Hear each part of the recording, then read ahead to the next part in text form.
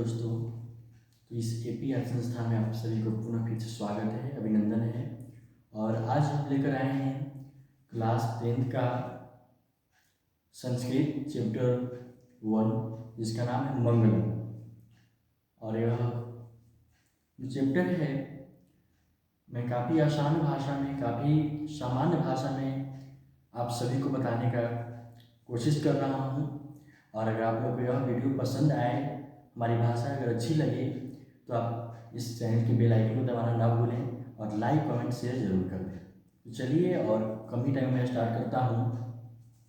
तो हमारा जो चैप्टर है, इस चैप्टर का नाम है मंगलम। पाठ नाम है। मंगलम का मतलब होता है शुभ। यानी हम लोग अगर कोई भी काम शुरू करते हैं, स्टार्ट करते हैं, तो उसको शुभ मंगल से करते हैं। मंगल का कहने का अर्थ हो रहा है शुभ, शुरुआत। ठीक है, तो आइए हम लोग शुरुआत करते हैं इस मंगलम पाठ की से। चलिए, तो कहता है मंगलम जो पाठ है वो इनका लेखक हैं महर्षि वेद व्यास जी। और वेद व्यास जी जो हैं, इस श्लोक को, इस मंगलम पाठ में 5 श्लोक दी हुई है। ये जो 5 श्लोक है वह मंत्र के रूप में दी हुई है। मंत्र है, श्लोक है। और इस 5 श्लोक से जो हमारे महर्षि वेद व्यास जी लेखक हैं, वह 5 मंत्र जो है वह लिया गया उपनिषद से। तो यहाँ पे बात आ रही है उपनिषद क्या है सर। उपनिषद जो होती है, आज से हजारों वर्ष पहले जो हमारे महर्षि लोग हुआ करते थे, जो ऋषि लोग हुआ करते थे, वह गुरु जी हुआ करते थे, वह अपने शिष्य गणों को बैठाकर एक पेड़ के नीचे छांव में बैठाकर जो शिक्षा दिया करते थे, उनके द्वारा जो ग्रंथ लिखा गया है उसी को हम लोग बोलते हैं उपनिषद। तो यह जो मंत्र है उपनिषद से लिया गया है। और चलिए तो स्टार्ट करते हैं। हमारे यह जो सबसे पहला जो श्लोक है वो लिया गया है ईशावास्य उपनिषद से। जी हाँ, हमारे पहले जो श्लोक है, इस मंगलम पाठ की जो पहले श्लोक है वह लिया गया है ईशावास्य उपनिषद से। तो चलिए जानते हैं यह जो श्लोक है वो क्या कहता है। यह श्लोक कहता है हिरण्मयेन पात्रेण सतस्यापिहितं मुखम तत्त्वं पूषा पाविनु सत्यधर्माय दिष्टते। हाँ, तो यह जो श्लोक है, यह श्लोक बताता है कि हिरण्मयेन पात्रेण, यानी हे प्रभु, जो महर्षि वेद व्यास जी हैं, वो भगवान से, ईश्वर से प्रार्थना करते हैं और कहते हैं कि हे प्रभु, सत्य का जो मुख है वह सोने के आवरण, आवरण कहने का मतलब यहाँ पे हो रहा है पात्र। पात्र यानी कोई बर्तन भी कह सकते हैं या कोई सतह कह सकते हैं। तो यह कहा जा रहा है कि हे प्रभु, जो सत्य है वह हिरण्मयी। हिरण्मयी कहने का मतलब है जो सोने होते हैं, सोना का संस्कृत भाषा हिरण्मय होते हैं, हिरण्य होते हैं। जो हिरण्य होते हैं वह सोने रंग के, सुनहरे रंग के होते हैं। तो वही से यहाँ लिया गया है हिरण्मय।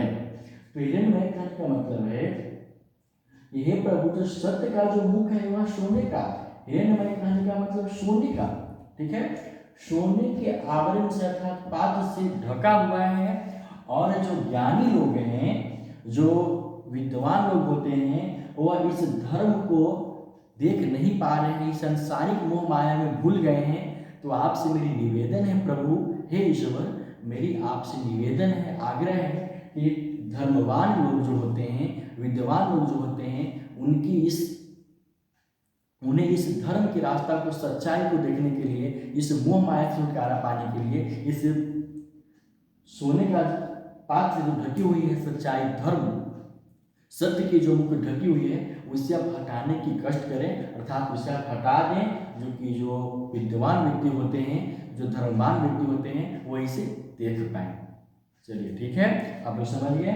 चलिए दूसरा श्लोक कहता है अनोर्णियान महत्वमयान आत्मश्च जंतु निहितो गुहायां तम क्रतु पश्यति वीतशोको धातु प्रसारणा महिमान आत्मनः।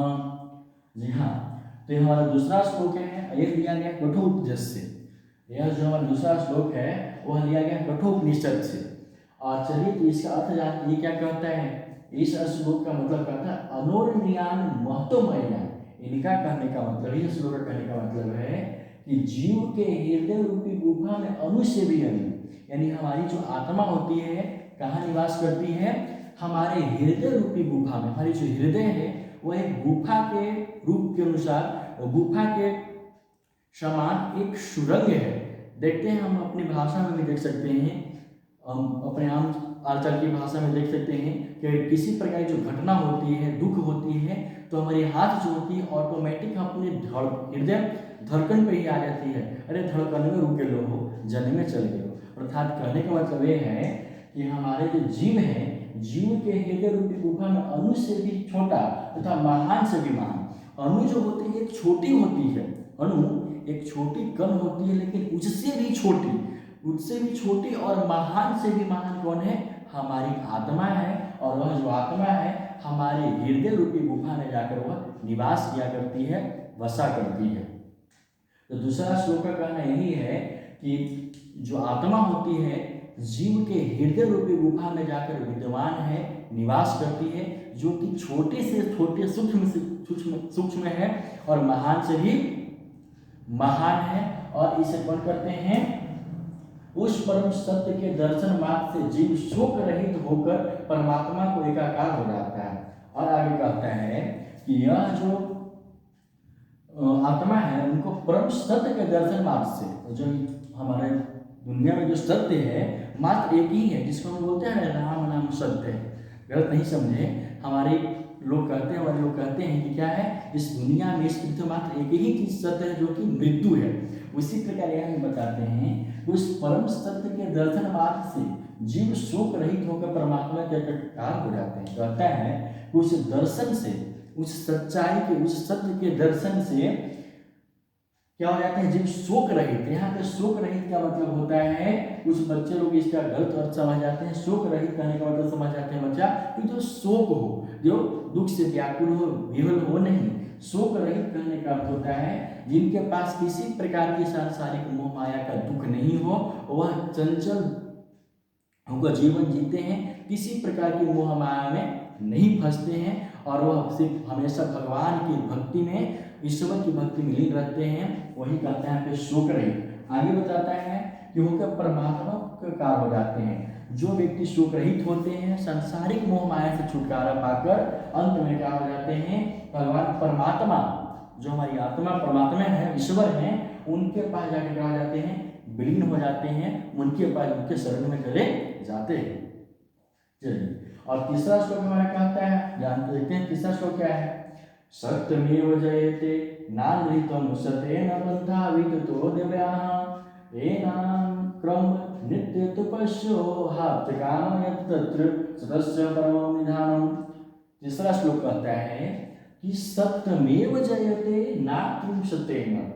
तीसरा श्लोक कहता है कि सत्यमेव जयते, अर्थात सत्य की जीत होती है, असत्य की नहीं। नानृतं सत्येन, अर्थात असत्य नहीं जीतता है, सत्य ही जीतता है, और सत्य से ही परम पिता परमेश्वर तक पहुंचने का मार्ग विकसित होता है। कहता है कि सत्य ही जीतता है, असत्य कभी नहीं जीतता है, और इस सत्य के रास्ता से ही परम पिता जो परमेश्वर है, यहाँ परम पिता कहने का मतलब हमारा ईश्वर है। जो ईश्वर है वह क्या करते हैं, ईश्वर परम पिता परमेश्वर तक पहुंचने का मार्ग क्या होता है, विकसित होती है। जो व्यक्ति सत्य को जान जाते हैं, सांसारिक मोह माया को भूलकर सत्य को जान जाते हैं, वह क्या करते हैं, ईश्वर की भक्ति में लीन होकर क्या करते हैं, परम पिता परमेश्वर अर्थात ईश्वर, भगवान ईश्वर तक पहुंचने का जो मार्ग होते हैं उसको खोज लाते हैं और उसको विस्तृत करते हैं। विस्तृत करने का मतलब क्या करते हैं, उसको हम विस्तृत करने का मतलब है कि विस्तार, फैलाव होता है, वहां से मिलता है, चालू होता है और वहीं से स्टार्ट होता है। और यही वह मार्ग है, यह हुआ है यत्र तत्र सतस्य, यही वह मार्ग है जिससे होकर आप्त काम कहने का मतलब है कि जिनकी